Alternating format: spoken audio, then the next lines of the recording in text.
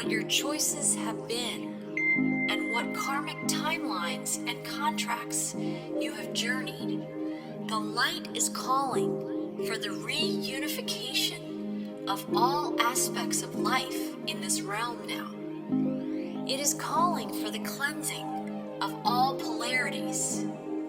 It is calling for the rising of all sacred heart centers now. All are being summoned home to the greater light now.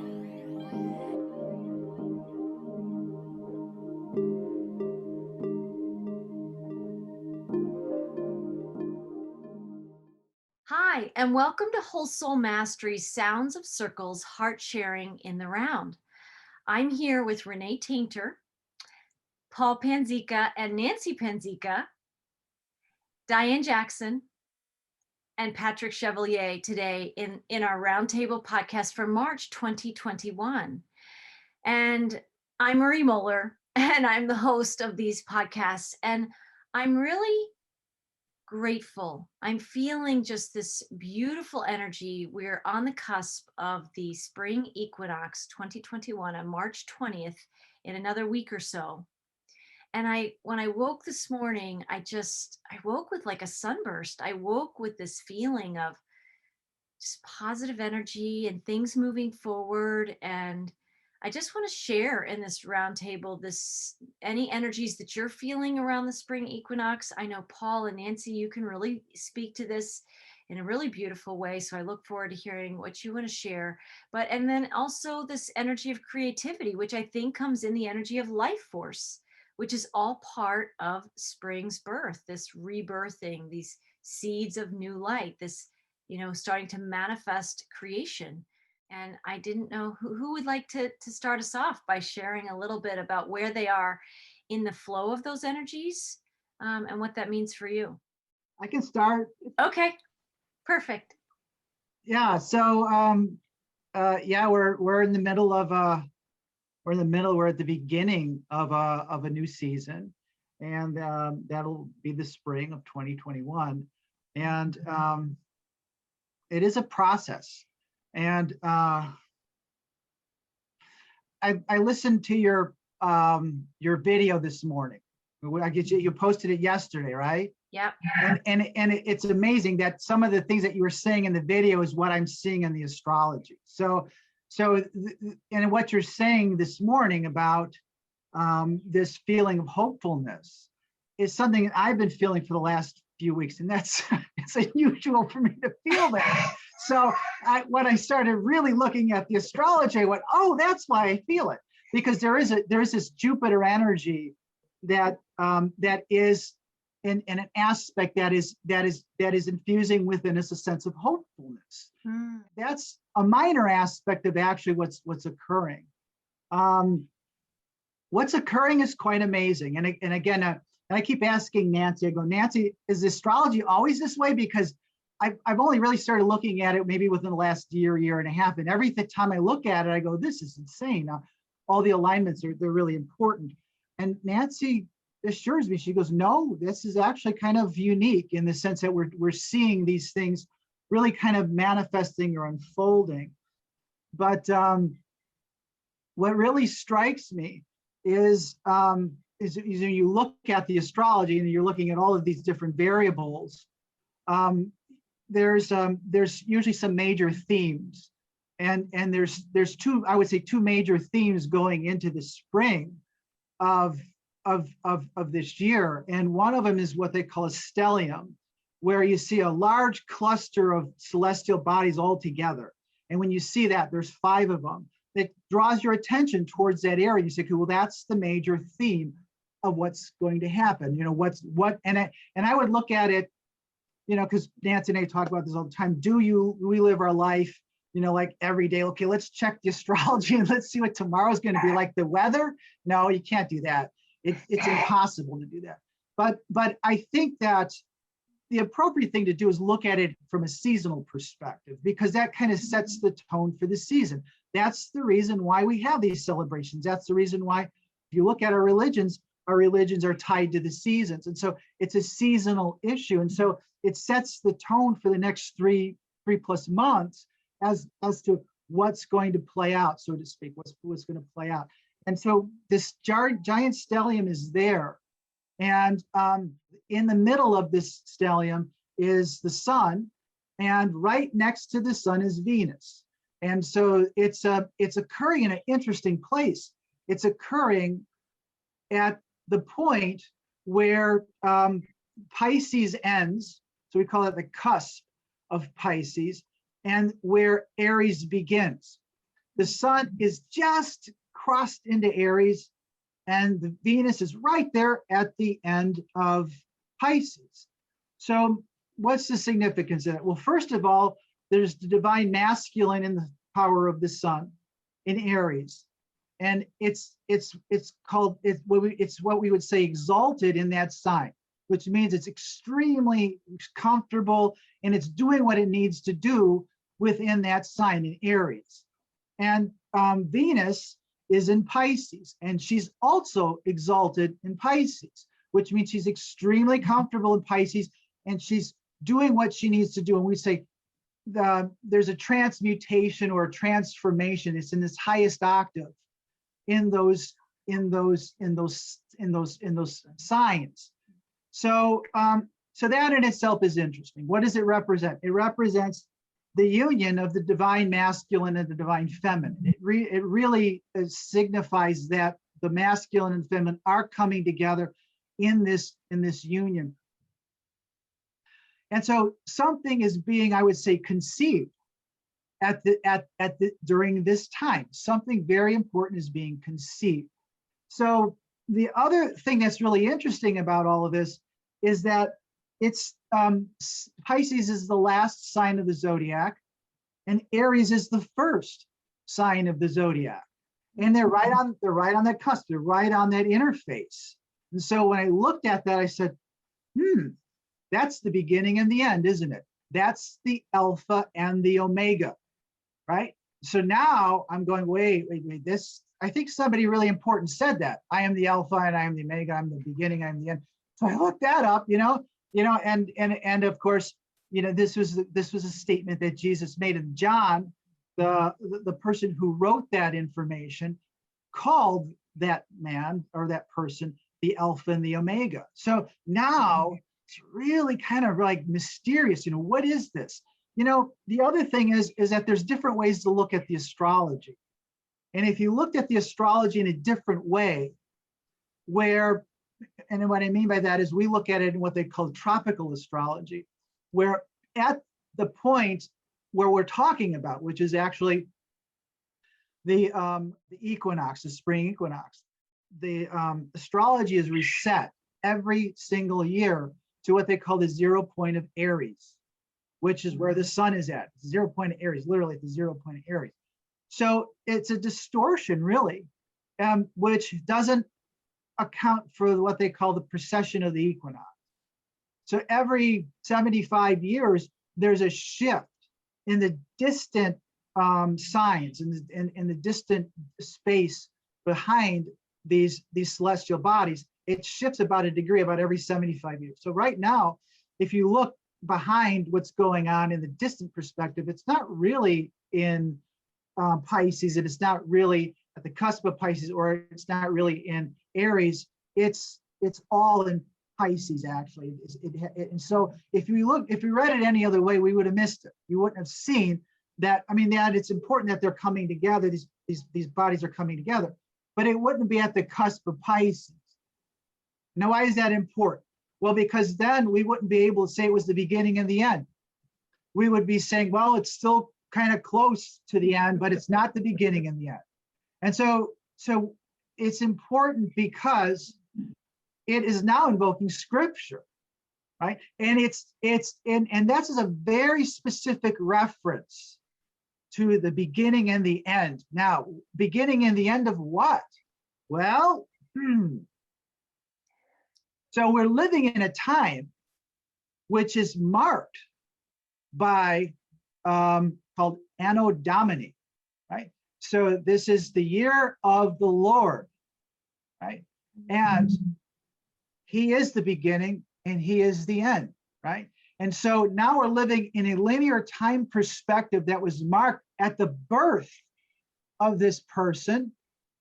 And now we're getting close to the end of this age at another incarnation or birth, which I saw in the last cycle at the end of 2020 as the second birth within millions and millions of people that were manifesting or triggering this birth. And so we're seeing very, very powerful that this again is another symbol or sign that we're moving into a new age. It might be marking the beginning of the end of the new age, I don't know, or the beginning of the old age and going into the new age. And so again, it's invoking this principle of I'm beginning, I am the end. Now, if you go to the reference point where this comes from, which is in Revelations, and so, this is revelation, this is revelatory, right?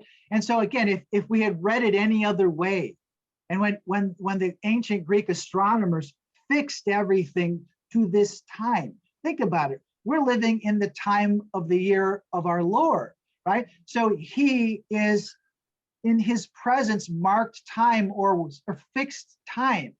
Now, I think the ancient Greeks who were initiates of the mysteries, they knew this, even maybe not consciously, but subconsciously, they fixed it to this point so we wouldn't miss it. And so now this time has come or is coming. And then if you read that, where that comes from, it's really describing the time that we're living in today, where those who have prepared themselves, those who are living in I am consciousness will be able to connect to this moment. And then this moment in I am consciousness, and Marie, you've talked about this too, is that seems to transcend time. And we'll talk about that in a minute too, because I really want to talk about that. But we're living now in a new age. Think about this, where we have to cross a threshold. And he talks about this when he talks about I am the Omega and I am the Alpha and the Omega. He says you're going to have to cross this threshold. And there's going to be a lot of people that are going to prevent you from doing this. The only people that can cross the threshold are those, he says, that wash their robes, that clean up their act, that ascend into a higher level of consciousness. And he says those on the outside are he's describing exactly those that we see that are living within this matrix, this false reality, that are living under false pretenses, deceptions, and I don't want to go all of the nasty details of what they're doing, but they're doing it. And by doing so, by practicing dark, occult, ritualistic things, you're preventing a lot of people from getting through the portal, getting through that reference or the portal it talks about. So this is the thing that blows my mind. So Nancy and I, we went, does anyone know who Michael Sala is, Dr. Michael Sala, or Corey Good, right? You guys know Corey Good? Does anyone know Corey? Yeah. Right. The dude that served in the military and for 20 years in the Space Force, and then retrograde him back. They regressed him back 15 minutes before he left as a child or as a teenager. So we watched Gaia, and we were really, really excited about this guy. So when he gave his first public address or conference, which was at Mount Shasta, we flew out there, and little did we know that there's nothing at Mount Shasta. There's just this rough campground there. So we brought our tents and we brought our sleeping bags and we roughed it, for a long weekend. But we were out there with Corey Good and all these other amazing people. In fact, Dr. Michael Sala was there and all these other, and it was just this heartfelt, amazing gathering. And I always find in these experiences, it's more about meeting people there and connecting to kindred souls, right? And so we met these amazing people when we were out there. So Dr. Sala gave a lecture that day that I'm still trying to recover from it, because he said something. He said something that I still can't really grasp. And he said that what we're doing today is reconfiguring the future. We understand that. So we're working for an optimal timeline, but we're also reconfiguring the past. And I'm like, how do I reconfigure the past, right? How does that happen? And so I thought about it, and I say, well, the past is the past, but maybe the meaning of the past changes when we witness an experience, and then we evolve, we consciously evolve, and I go, oh yeah, and I see the past in a different way. I get it, changed. All right, but maybe he meant it in a different way. I don't know. So I'm just going to throw this out there. You guys can maybe comment on this. I wrote an essay about this a number of years ago. It was called the Avatar of Christ's Timeline. So what if, as they say, there's all of these infinite potentials or timelines that exist, that like Nancy and I didn't get married in a timeline, or, she left me because I was being an idiot, So there's those different timelines that potentially exist, right? Every time we have a major decision to make, it can go one way or another, and then maybe that timeline goes off and does something else. All right, so imagine this. What if there was not a timeline, or what if there was a timeline where Jesus was not crucified? Could that exist? And the more I start looking at this, the more I start saying, I think that's true. And this is this new world that we keep talking about. In that new world, he wasn't crucified. Because everyone manifests to their full potentials. So there is a timeline where he was recognized for who he was, and he was not crucified. That is the realm of Christed consciousness. I think that's the new world that we're moving toward. So I see that as he says, I am the Alpha, I am the Omega. When we realize this, when we realize that time, and this is what kind of blew me away, is when I saw that, I started thinking, could time, instead of existing in a linear fashion, could it be bending back upon itself? Is that going to happen? Because he's suggesting time is circular, right? So could we be experienced, and how are we experiencing that? I mean, I don't know. I mean, I'm just throwing it out, but it's so good.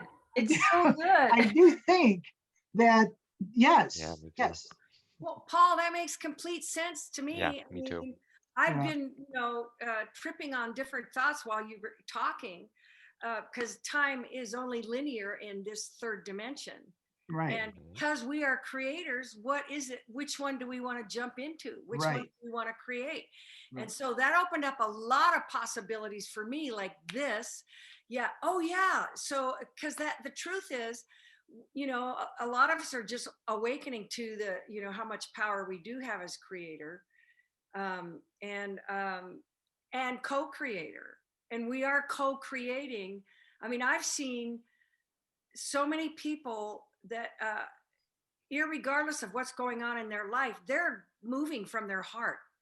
They're reaching out in spite of their struggles and stuff. They want that connection and to do things right. And so if there's a timeline, I never even thought of that, where Jesus wasn't crucified, right? Timelines where certain things didn't happen to you, and you're living in that Christed consciousness. Well, isn't that exactly where we're headed, to a place where we all live in that peace and harmony?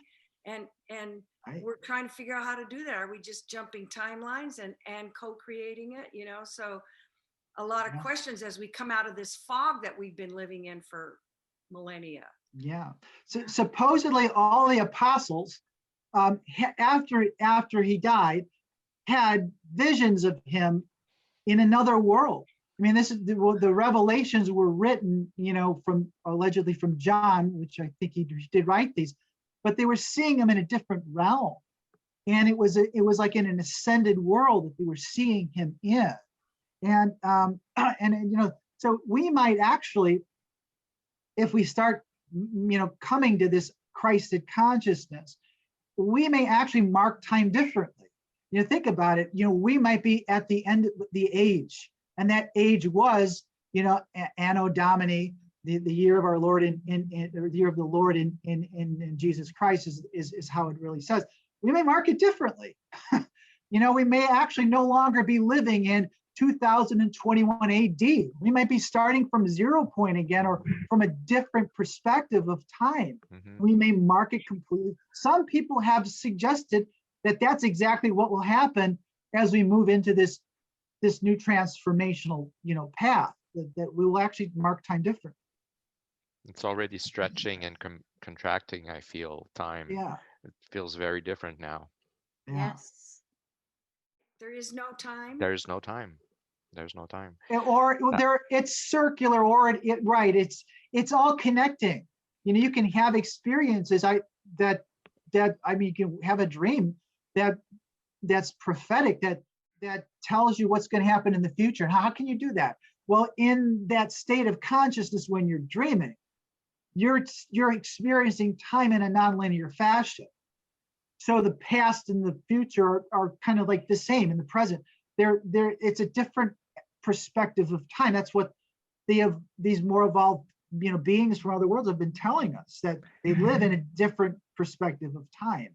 Yeah, exactly. At the beginning, we were talking about the seasons, and these are cycles. And I think at some point, they wanted us to disconnect from the fact that time is circular, that it's cyclical, and that it becomes linear. We kind of lose power. We kind of lose the rhythm of the cycles of the planets, of our planet, of our bodies, and that's very unfortunate. But yeah, I think that I was told at one point, if I might add, because you raised a good question about changing the past, and by saying that the time is circular like this, it's when you heal trauma, actually. And right now, what's going on, I think that we're shedding a lot of layers of trauma, which is not only in this life, but at different incarnations that we had, different incarnations at different points of this time spiral. And this French woman called Angie Vaudin, and she talks about how in other worlds, when you have blockages or knots in your energy bodies, you will actually go back in time and heal that trauma, heal that problem, and therefore rewrite your history. And I think that that's how you create higher frequency timelines, which will help us reconfigure where we're going. So I think it's by healing trauma, which is not just in this life, but also in other lives, that we change the past. We actually do energetically change the past. And with the spiral, we do have access to our different, I'm going to say, incarnations. So we do learn from all our incarnations at the same time. And I think that's, I don't have the answer, but I think that's probably the key of how we can go into higher frequencies and higher timelines. Yeah. So it's so powerful, because in this realm, we know in the 3D matrix, we tend to use those pain points, those trauma points, as a reference point that then creates and shapes our identity, that we understand ourselves as this, right? With all those, painful memories and the drama of that. But I've worked with people in sessions, and one of the things that came to me years ago was there were some reference points of pain that I had in my soul's history that weren't letting go. And one of the things I found to do was to go back in my consciousness to that point, to that version of me having that experience, right? But I was, in a way, the Christ consciousness. I was the God consciousness in that moment, whispering in the other version of me's ear, letting me know that it's okay. It all works out. And even though some horrible things might have been happening to me in that moment, they were focusing, the other versions of me that I'm calling they were focusing on my voice. I got them to focus on me, which was this higher consciousness, kind of like the God consciousness or the Christ consciousness. and not so much the trauma that they were experiencing. And they put their consciousness in this portal of kind of a 0 point energy with me. And I found that that really collapsed the timeline. It finally let go of the pain that I was carrying from that. Many of us who are empaths have a lot of lifetimes of memories, if we want to go there, those reference points of being killed for our gifts, of being shut down, silenced, mocked, but often brutally killed or crucified in some way to be made an example of, to don't do this in this realm, right? And then it becomes our patterning, and it becomes a version of our soul signature that creates these future lifetimes that brings us to this point of now. But when we can go back and we move more fluidly in time, which means, as what Paul was saying too, with the astrology and the cosmology happening, we have to lift off the page of linear time. And some people in the I am presence and in their soul's evolution, they're open to that experience, or there's been catalysts that have opened us to that, to letting go of binding ourselves, tethering ourselves to a linear reality. And I know, to people still in the matrix, and like Paul said, we don't have to totally go there, but we all have family members and friends and people we know that are really bound by the matrix, bound by what they hear on TV, bound by the stories that everybody's playing out. They're trapped in that linear matrix. And it's usually some kind of catalyzing experience that I'm sure our soul participates in and says, yes, I will go through that, that breaks us open and beyond the tethers of this 3D matrix, so that we can see we can be fluid in time. We can be fluid in time. And so much of what each of us has shared so far this morning, I think that's part of the grace and the beauty of what's happening for those that will take that deep God breath, that will take that deep in breath. And that's how the guides show me. That's how we portal into other timelines. That's how I access other consciousnesses. When I channel and I connect with the guides, we're remembering that we can be in the timeline that you're saying, Paul, where Christ wasn't crucified. We can just breathe ourselves there. But the only way to be talking in this conversation the way we are today is that each one of us has had some experiences and some soul preparation type lifetimes, where when we got to this point in time, we left these little 1111 wake up codes for ourselves, whatever they were. So we'd feel ourselves in different points in time in this time, right? Does that making sense to you guys? Yeah. That multidimensionality is what this is. Yeah, I think that's great. And what you explain, I just love it. Go back to your other person. Yes. Those other people that need help, and we're the ones. How many times have I heard your future self? Who's it? Jonathan Livingston Seagull, who wrote that again? He was always accessing his future self, and so I would try to do that and go, "Do you hear me? Am I hearing you?" But besides giving our own selves 1111 points, we also set ourselves up with people in our lives that showed up to be mirrors for us, and we help each other through what we're going through. Yes. It's still confusing to me that we're already divine. We're divine, okay? No question about it. We're the Christed people, but yet we're still trying to learn. Is it learn, or is it uncovering, or like, okay, I'm done learning, let's just go. Let's jump on that timeline, get on the train. Right? It's rediscovering. Right? Yeah. It is, right? Yeah. Right. Yeah. Remembering.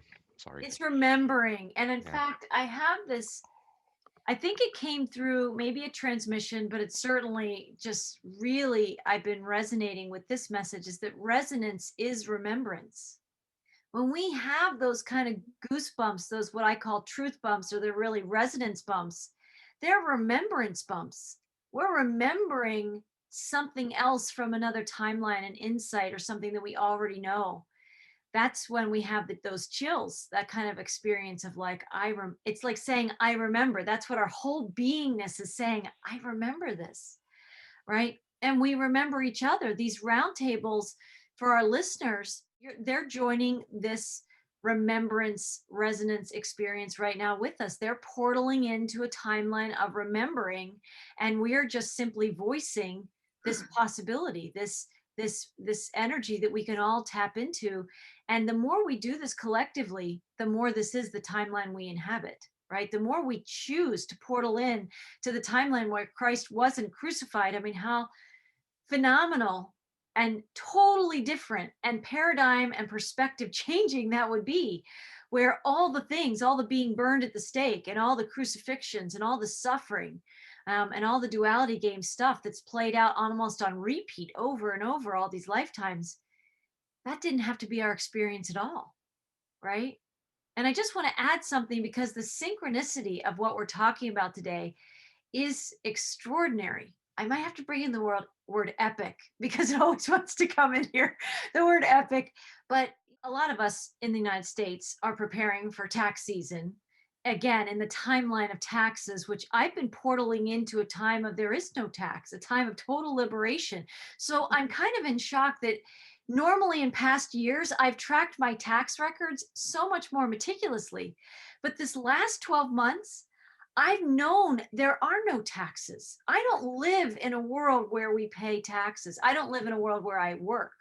So, the whole thing, I'm like moving out of the timeline. And I just got to the point that we're within about a month of when taxes might be due in this linear time matrix. So I kind of like, well, I guess if there's still a few pinky toes of me in the 3D matrix and the rest of me is portaled in somewhere else, I don't know, but I'm kind of going through the motions of, I guess I should get some receipts together. Like, I guess I should, at least for how this is going to play out, but I'm not giving my attention to this. I'm already vibrationally in this new place, in this other world where Christ has been inhabiting the whole time, right? And I'm portaling into that. But the me in this world is gathering, and I just started to do that some yesterday in the last couple of days. And the reason I'm bringing that up also is because it's making me look at what I've transcended with my partner in the last year, because we went through a really tough time for about 18 months after she retired from federal service, and we portaled into a new consciousness inside ourselves, literally. But it was an 18-month rebirth process. It was a rebuilding, resetting, reorienting ourselves to this new abundance that we all hear about, right? All of us hear about following our bliss, and God's abundance is everywhere and all around us and within us and all of these things. But that can be a concept until we fully embody it. And we spent about 18 months learning how to embody this in a new way. And as I was preparing and getting some of my tax records together, I was watching how we moved differently this year, completely differently than any other year. And during a time of COVID and everything else where a lot of people are struggling, we had our COVID struggle financially, the previous, and just a different timeline of that 18 months when nobody else around us was struggling like we were. We were in a time of deep struggle. And I looked at, then we portaled into this year, and we've been really in another worldly place of grace and abundance and flowing differently, and almost a kind of cosmic prosperity finding us. We're not looking for it anymore. It's just finding us. And that's that catalytic conversion type experience where we start to understand it's not this one little narrow linear timeline that so many people, when they watch their TV screens, right, like this, and that's the only narrative that they're getting, they don't know that all these other possibilities and potentialities are right there. They're just like a degree or a fraction of a degree beyond their sight. So I'm using this tax season in the 3D timeline, that we all could choose to focus on right now, as my I even called it that this is a timeline where we're practicing for our refund, right? I'm not paying taxes. It's an exercise in being refunded, right? So that I'm really leaving the timeline of paying my taxes. So I fully expect a total refund of everything, right? To bring me back to a zero balance where the US government doesn't owe me anything. We've zeroed out. They don't owe me because they'll have paid me and they cleared their debt back to me. And that helps me portal into these new, more abundant timelines that I really want to live in. And this really calls us all into, how do we vibrationally inhabit the timeline we want to be experiencing? And I know I've had this conversation with some of you, and I know Diane, we've talked about this a little bit. This is what comes up. And some people listening to this might be saying, what are they talking about? Right? Because this is really, as we talk about the spring equinox and the alpha and the omega, we're leaving the false matrix of the old realm that had us believing in one way. This is how life is. We're moving into a realm of infinite possibility, and also connecting with soul family and reconnecting with a divine abundance, and something that's like a celestial wealth that we don't even have words for, because everything is provided. There is no lack. And I think that's a question I would pose to any of you who wants to talk about that. But I wonder how we can give language to vibrationally inhabiting the timeline we want to be experiencing. How are we doing this? And I had that conversation with myself as I was doing my taxes, and I just made it like the theater of taxation right now. I just witnessed it as if it was a show, right? This is just the theater, but that's not where my consciousness lives. The show is preparing the receipts and all the paperwork for the taxes, but the higher consciousness me is already standing next to Christ, right? In this other timeline where none of this even really at some level may even have happened, right? Who wants to talk about that? Well, right now I feel it's a rough couple of weeks. It's very amazing. I see a lot of, and you were mentioning, you were talking about doing your taxes and standing next to Christ consciousness. So there's this duality still there, of course, which is what we're working through. And for me, it's old trauma coming back up, and really old stuff. But at the same time, and we said at the beginning, I'm experiencing things very differently. Mm. It seems that there's more consciousness, and I'm not experiencing things the same way. It's clearer. It's very interesting, and I see there's a lot of light there. So you were asking about putting into words how we can be more present, be more in the light, and with this duality. And I keep remembering this symbol that you did. For me, it speaks at so many levels. And being at the center of this is where I think the present moment is. I think this is where neutrality is. I think this is where love is, but love as in acceptance of what is. And so you're no longer fighting on one side or the other. You're just trying to find this neutral place. So I think the key is still always the breathing and the present moment to be able to access that. And we are being pulled on both sides. And I think the more that the energies are available to us, I feel even more squeezed out, more uncomfortable in this 3D matrix at many levels. But at the same time, I'm experiencing the light side and the consciousness. Um, in a way, it makes it even more painful because I have less tolerance. Everything 3D becomes less bearable in a way. But you just got to focus on the breathing and the present moment to stay in the middle. I think Right. And that's a that good key. middle point is like its center point. It is like the standing with Christ. It's like the Christ Neutral. consciousness right in our heart portal, our heart center. Hmm. Yeah, it's so powerful. And I think you really give language to a lot of what people are experiencing. People who are on the path of ascension, who have this awareness, it can be more challenging because we're increasingly becoming more sensitive at Hmm. the same time that we're trying to let things go, at the same time that everything's really ratcheting up of things that weren't resolved. And and that's why I think when it's a blessing, we can be this interdimensional time traveler if we need to go, if some really old stuff is coming up. That's what came up for me in that 18-month period of time. It was just another wave of another level of attached to things that I previously collapsed, but there were other deeper threads that were to other things, and I had to go into that. And so I think that we are multidimensionally traveling and saying, oh, like, do you need my attention for a moment? This isn't giving the matrix attention. This is giving the aspect of us that's trapped in a Yeah. lower dimension in that timeline. And that's when I go back to me in those other, that's currently vibrating, that's tethered in fear in some way and has stepped away from source. That's the separation consciousness. I'm going to meet with myself in my consciousness in a way. And it's very fluid. Some people might have real deep conversations with themselves. For me, this is not a long exercise. It's just, it happens like that, like we get downloads, right? It's timeless. It's just, I move, I flow to that timeline. I have this conversation. There's no time to it.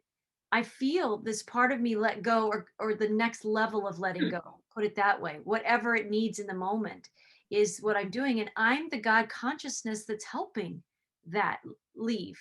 And so these are some big concepts and a lot of vibrational energy that we're talking about. And not everybody will resonate with this conversation, but there are many seeking a language for that spiritual scaffolding that helps us move out of this 3D linear prison, right? This prison consciousness, this scarcity consciousness, whatever we want to call this, and ascend and portal in to vibrationally embody this Christ consciousness inside ourselves, where we are standing with Christ, where we are the Christ, and we're standing with many others who have accessed that Christ consciousness in this whole field of oneness that we really are.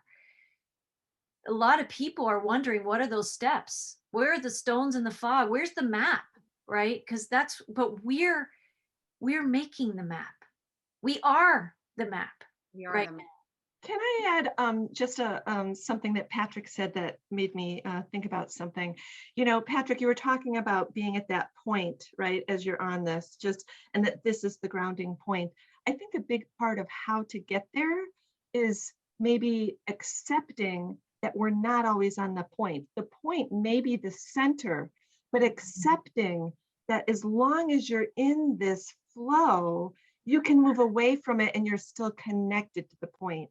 So although the point might be the balance point, that's part of getting there, is accepting that as long as you're connected to that point, it doesn't matter where in the curve you are, because you can always come back to it as your foundation, and that can help you. But you don't have to be in that point to have that awareness and that flow. Thank you, Nancy. That's really helpful. I'll remember that. Good news. Wow. That was huge. That is just, Mhm. and these are these subtle but powerful vibrational shifts. It's just like one little degree or one fraction of a degree of seeing it differently. And it changes the whole map. It changes the whole experience. Yeah. Oh, I mean, you can also say when Jesus was trying to teach us these things, and they were always instigating him and always challenging him. And somebody said, well, what about taxes? And Jesus said, well, render to Caesar what belongs to Caesar and render to God what belongs to God. Yes, you have to go into that, you have to go off the center point. You have to live in this three-dimensional realm, third density realm. So that's not important, right? I mean, that's really a nuisance, or it's something that we have to do at this time. But it can't take you away from No. being able to get to the point. You don't have to be at the point as long as you can find it intentionally when you need to be. You know, I think that was beautiful, Nancy. Thank you. Because what it reminded me of is that I put a lot of focus on accepting what is, but I don't always accept where I'm at in this. So because I've had a lifetime of thinking that I'm doing something wrong, I have moved into, you guys talk about energy and you're responding differently. Oh yeah. I mean, and I found that I am accepting me right where I'm at, and wherever I am on this infinite curve thing, I know that the point, and I do get back there. I get back there. I stop and breathe and accept, and then just come to that realization of who I am, and I am moving and uncovering and breaking out of the fog, because we've had the fog of the matrix, but then we've had our own individual fogs of our misperceptions and erroneous beliefs about ourselves and others. And I often will have these visions just for a couple of seconds of everybody waking up and looking at each other, the person who you think has done you wrong, where you can just smile at each other and go, oh man, glad that's over. That, you know, we played roles for each other. We co-created dynamics and then co-created getting out of the dynamics. And so it's a game, a dance. And I'm so grateful to you, Nancy, for pointing that out, that and Patrick too, because that point is that now, and that's where you're neutral. And then I will just drop into neutrality. Not that I'm denying what's going on, not that I'm trying to hide from it, but that's the point where I can breathe and accept and not have an attachment to an outcome, because I know the outcome is wholeness and full awareness and the Christed consciousness. So I'm really grateful for that. It cemented some things for me. Thank you all. Yeah, and Renee, I want to hear from Diane. I just want to say, can you say that phrase that you've said before? It's the phrase about you'd be amazed at how dear to you. Yeah, a dear friend years and years ago said, if you could remove the mask from everyone, you would be amazed at how dear they are to you. Yeah. I'd like to comment on that, but let's let Diane speak. You can go ahead, Paul, if you want. I want to hear what, okay, well, so the astrology at this time, and you know, that 0 point is the 20th of March. It's one of the 0 points. It literally is the 0 point. 4:30 in the morning Central Standard Time. That's literally the 0 point. So there's another major feature of the astrology, and it's called a yod, a Y-O-D, a yod. It's a triangular configuration that's made, and they call it the finger of God. And you're supposed to look really where it's pointing towards. So there's a base when the celestial bodies are 60 degrees apart from each other, and then they form triangulation to another point. And if it's symmetric at 150 degrees, then it's called a yod. And it's not common to see it. And there it is on the 21st. And so it's pointing towards a little planet, not a planetary body, it's a body, it's called Vesta. And Vesta is a divine goddess. What's interesting about it is what's at the base. And what's at the base is Saturn. And Saturn is linear time, and Saturn could be positive, it could be negative, but it's a very powerful energy. And it gives us structure, it gives us form, but even more importantly, it's connected to Ceres, which is in conjunction with Chiron. And so, all right, so they're pointing towards Vesta. And it turns out that Vesta's dad is Saturn. And so that's part of the base. Why is that important? Because her mother, which is, you can look at as a collective of these other two bodies, is a goddess, and her name was OPIS. I think it's called Opis or OPS. Sometimes it was written as OPS. And now, so she was a Titaness. She wasn't even a goddess. So she was a Titaness. And her husband was Saturn, Saturn. So and their daughter was Vesta. So this is really kind of mind-blowing that this triangle's all interrelated. They're all familial people. They're all connecting. And what's really amazing is that Vesta, she's a goddess. Interestingly, a patroness of government. Interestingly, a patroness of the executive administrations of Greek government, which is also very interesting. And she is in she is in Virgo, and she's again exalted in Virgo. She loves to be in Virgo. And so what this is representing, how I've interpreted this, is that there's a very meticulous, a very precise divine plan that is playing out, that is represented by Vesta. And that's where the finger of God is pointing you to look. So look at this, okay? Now, what I get out of this is that it's being infused by these energies. But what's interesting is Opus, OPIS, is related to Opus, OPUS. They come from the same source. And so the term that we use is opus or magnum opus, which means the great work, right? And so you have the mother who is basically the opus, and the father who is this meticulous, powerful energy focusing on Vesta. Now, what's the point of this? And the point of this is that this is pointing towards what we call the great work, or the opus. And the great work of the opus is what the alchemists would say is, as anything that we do within this realm as an alchemist or as a Gnostic person, is contributing to the great work. And what's the great work? The great work is the union of the divine masculine, the union of the divine feminine, coming together within ourselves, but also within the world, and to help the world ascend into Christ consciousness. So here we have this very powerful alignment, which is focusing our attentions on this divine plan and on this divine opus.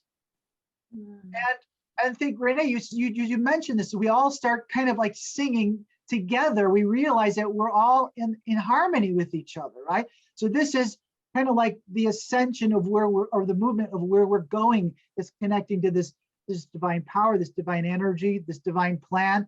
That's the season. And I think that's what's going to unfold over the next few months, is we'll all start to become more aware of what this plan is and how we're going to get there. But I think that what I saw in the winter, the solstice, as opposed to the equinox now, was that this is going to happen through unconditional cooperation.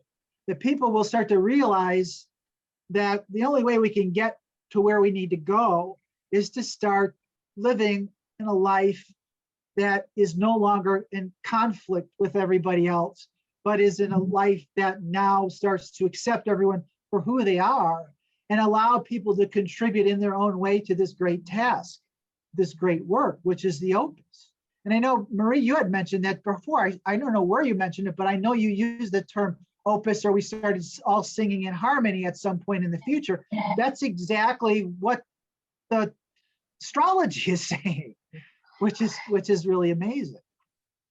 I mean, it's so beautiful how you give language, and it's living language. This brings in that energy and understanding, is that this is a living language. You're not just giving us words. You're not just telling us stories.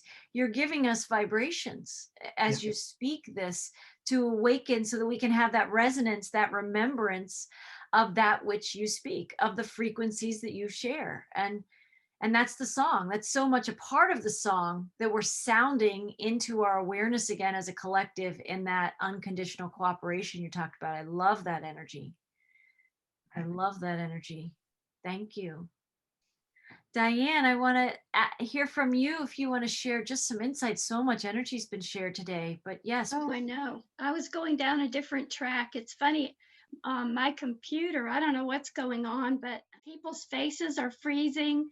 And then I can hear them talking, but their faces are frozen. And it's like, I've been doing this mantra, like with my team, like, okay, let's connect the energy back again. So that's been interesting to do, because they will do that for sure. But I was going off on a little bit of a different track because I'm always so focused on the animals and nature and their contribution, which is major. And the sovereignty, the sovereignty idea is really coming up really big for everybody. And I've just been noticing where it's showing up for me in my life. And like one of the ways, and it might sound kind of silly, but it was big for me, was like on these nature walks before, when I would go out and walk. and I would be, say, standing there doing some healing on the water and the streams that didn't look good, and talking to the minnows and the trees and things. And before, if somebody else came walking on the trail, I would stop because I thought, oh, they're going to think I'm crazy or this is stupid. And I would act like I was tying my tennis shoes or something like that. And I was noticing that I don't do that now. I was noticing in these past several days that one of the streams looks really bad. It's like covered in this kind of mucky stuff, and I don't see the minnows and tadpoles that I was seeing. So I was doing some healing work with the water, and I move my hands and do things, and people were coming by, and I thought, I don't care. You know, this is what I need to be doing. This is what I'm going to do. I don't care what they think anymore. And that was really huge for me. It seemed, I'm not sure how much you That's didn't okay. hear me. That was really beautiful, and that you were basically taking your sovereignty back. And that was huge for you, and that's amazing. Well, you know what? In relation to that, I've been having problems with all kinds of electronics.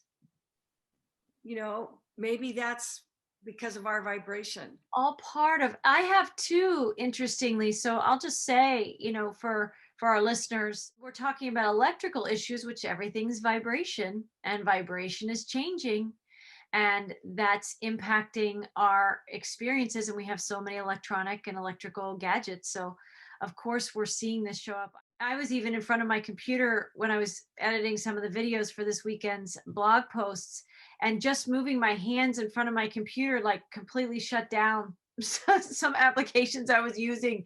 I would like it to be a magic wand where, you know what I mean? Like a pot of gold appears, or there's universal oneness and everybody's hugging in the streets, right? That would be nice. But no, instead my computer's been, I think it's just, there's so much energy, especially when I'm in a very creative space, it happens even more. Because I think we're powering up. We're really powering up as these conscious creators. So I just wanted to give you a moment, Diane. Did you just want to bring that? Did you want to share just a little bit more? Because that was a big concept and a big frequency that you were sharing, of choosing your sovereignty over the perceptions of others who might not be understanding who you are and how you're, you know, how you're moving and being in the world, right? Absolutely. And just like Renee and everyone has been saying, it goes beyond just accepting, but it's like, okay, if you're remembering who you are and you're feeling it, what are you going to do about it?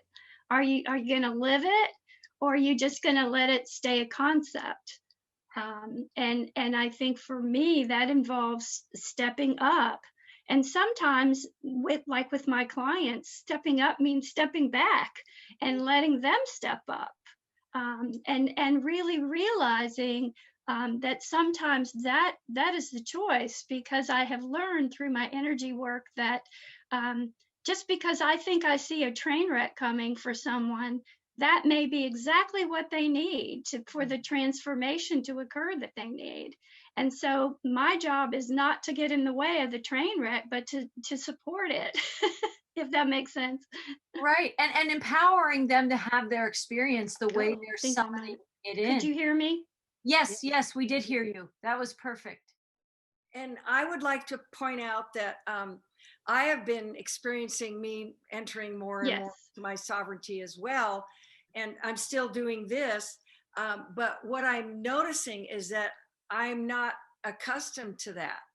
I've been accustomed to the programming and what's comfortable and what works, and being the, you know, good girl, doing everything right and doing all that, which I've, you know, have moved out of. But when you're faced with the infinite in front of you and you're in your sovereignty, it's like you're in that fog. I mean, the steps are there, you're taking them, you're ready, you're committed, but that doesn't necessarily mean you know what you're going to do in that next moment.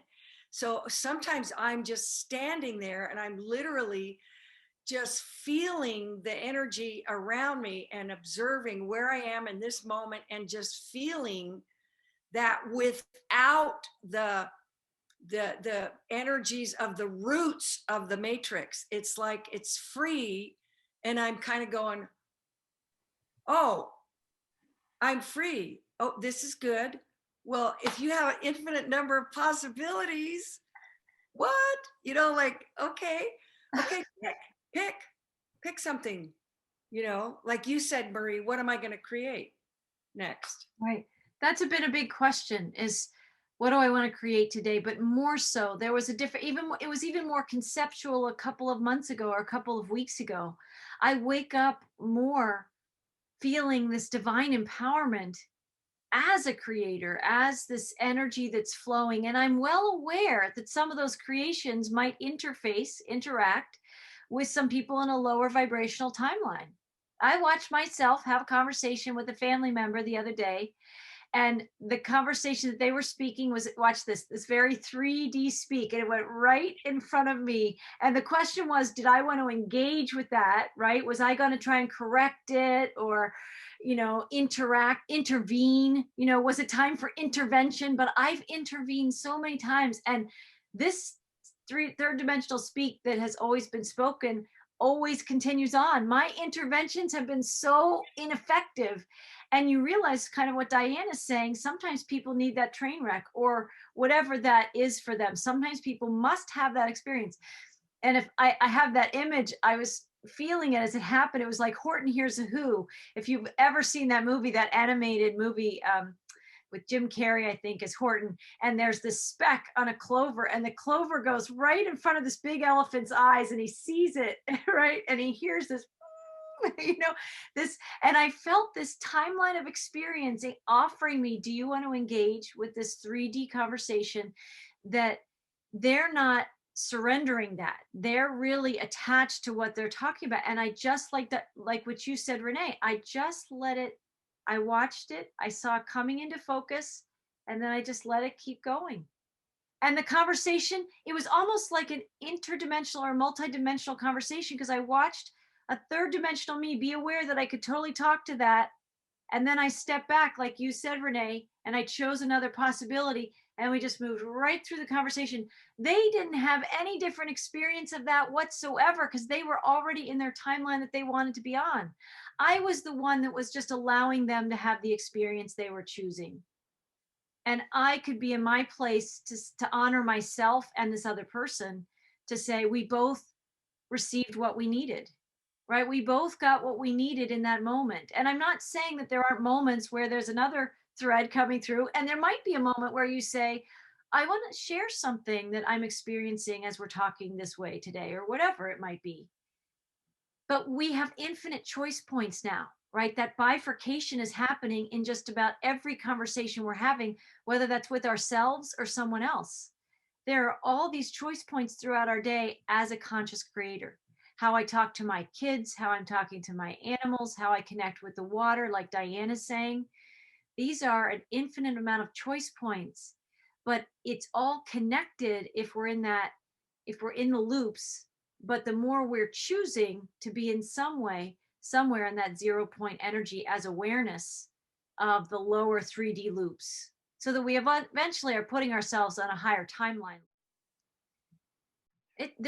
There's a vast amount of growth and soul expansion happening as we go from these linear, trapped, imprisoned, third dimensional beings, and we're ascending while we're alive, right? We're not crossing over, some of us, to the other side. We're living the experience of the ascension that's happening in our own vessels. And we're a conscious witness to our third dimensional selves and our other dimensional selves, and choosing these timelines that we want to be experiencing. Yeah. And I think it's important to remember that it's not just our consciousness that's evolving, the body is evolving.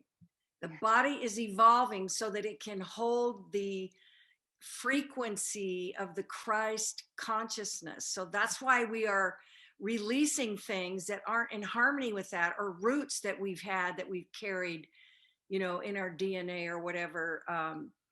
And so it's an incredible, you know, miraculous transformation for a planet and its inhabitants. And so, you know, it's easy for me to have compassion. I mean, mostly for others. I'm working on myself, but so I think it's just, you know, it, and the energies of the astrology and the galactic energies and where we are in the galaxies, and there's like, you can't get away from it.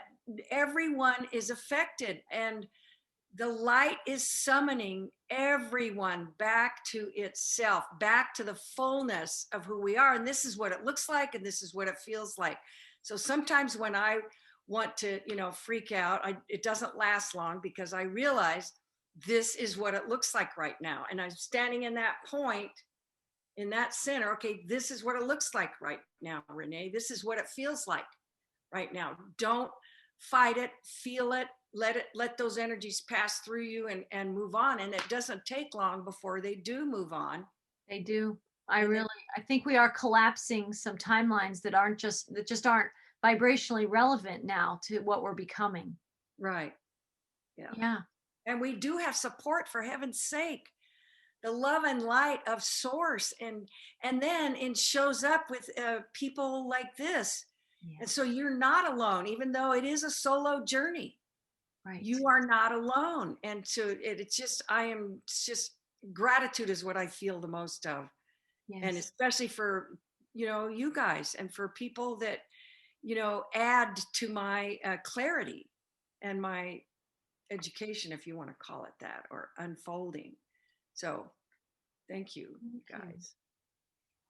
I want to say, like, all that we're doing here, what we've channeled through today is these conduits of this multidimensional presence and awareness and these frequencies, is that when we give ourselves permission, Diane giving herself permission to not stop and look like she was tying her shoe when she was really like healing the water and connecting with the elemental kingdom and helping to elevate the vibrations of the planet, and also that one space, right? That local area. When we give ourselves permission to be these conduits, we do empower other people to give themselves permission to, when they're ready to choose that. So in our willingness to be it, we don't have to be pushing against so much. That's also that energy of feeling like, if we're in conversations, that we need to confront other people or intervene or whatever. I think also we're moving into a greater space of allowing. Actually, we're remembering that they have the same divinity codes in them that we have inside us. And we're starting to surrender and allow the light to move in them to orchestrate and facilitate their awakening process in their own ways. Of course, there are moments that will step up and say things and share things if that feels relevant. But I think there was this warrior type energy of the avatar, of the hero in the hero's journey, who felt almost obligated, like, I need to, I don't know if it's save this person, but it could be, I need to save this person. I need to rescue this person. I need to help course correct their path because they're headed in a bad direction. Source is inside them, just like it was in us.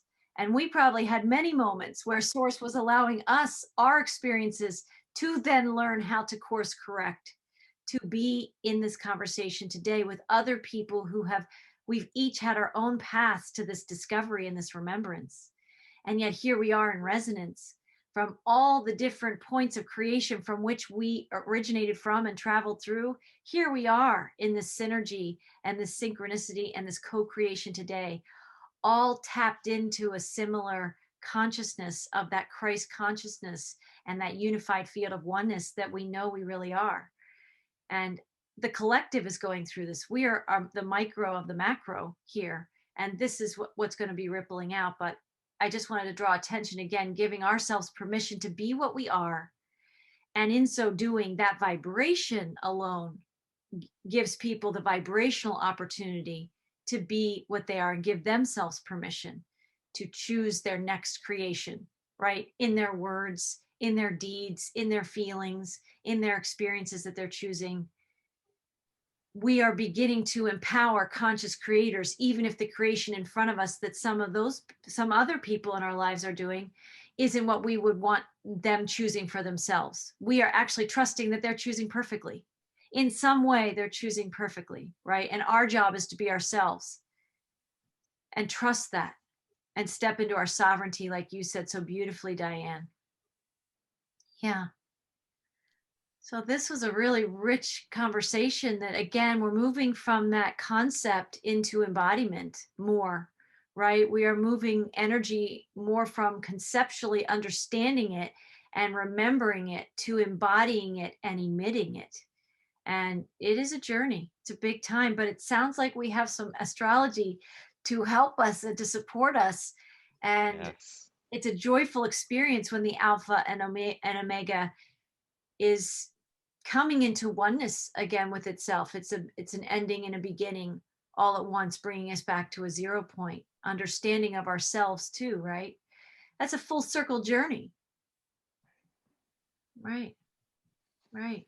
Well, does anybody else have anything that they want to add real quick before we round out for today? Or do we feel pretty satiated and complete? Yes, I feel complete. Feel complete? I just want to thank everybody. Yeah. It was so nice to be here and share. Thank you. Well, I want to thank all of you, and I want to thank our listeners who portal into these conversations also, because that's what these roundtables are. We're emitting the vibrations of avatars or heroes in the hero's journey that are finding the spiritual scaffolding to breathe ourselves through these different dimensions and different timelines, as we also create this grand new birth of, and that's what we're experiencing here again with the spring equinox and the spring in the northern hemisphere. So I welcome our listeners to continue this journey of the faith and the fortitude and tapping into greater elements of sovereignty and unifying with source, right? And that's where all new beautiful creations and the great work lives. It's in that union with source, the marrying of the masculine and the feminine and coming into wholeness and oneness. That's the journey. And then we all have to make our choice points throughout our day to create our way there. So people can find this podcast and others on YouTube at Whole Soul Mastery. On other platforms, search for Whole Soul Mastery, and you can look at wholesoulmastery.com for more inspirations there as well. So I thank everybody for joining us, and until next time, blessings. Namaste. Hey. Namaste.